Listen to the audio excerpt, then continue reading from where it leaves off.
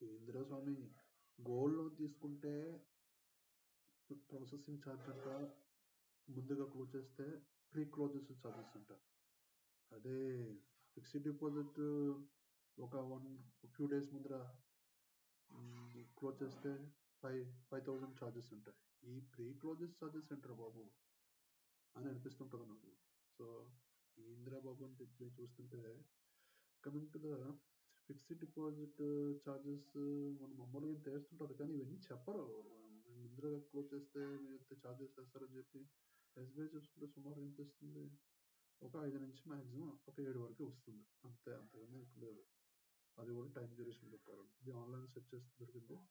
ఇప్పుడు దీనికి ఏం చేయాలంటే, ఆన్లైన్లో నేను ఇంకా వెతికితే ఇది కొన్న ఒక లిక్విడ్ అకౌంట్స్ అని ఉంటాయి మ్యూచువల్ ఫండ్స్లో. అందులో మనం ఎప్పుడు కావాలంటే వేసుకోవచ్చు, ఎప్పుడు కావాలంటే తీసుకోవచ్చు.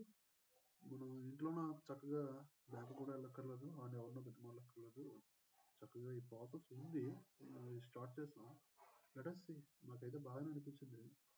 ఎంతో కొంత బెటర్ రిటర్న్స్ వస్తున్నాయి. ఎంత రిటర్న్స్ వస్తున్నాయంటే చూసేసరికి 6.5 అంటే అరౌండ్ 7 ఇస్తున్నాడు. అంటే మ్యాక్సిమం రిటర్న్స్ ఇస్తున్నాడు. ఒక మినిమం ఒక 5 డేస్, 10 డేస్, 15 డేస్ తర్వాత తీసుకున్నట్టు ఆలోచనలో ఉంటే మీరు ఎప్పుడైతే చేస్తారో తీసుకోవచ్చు. Expense rates very less.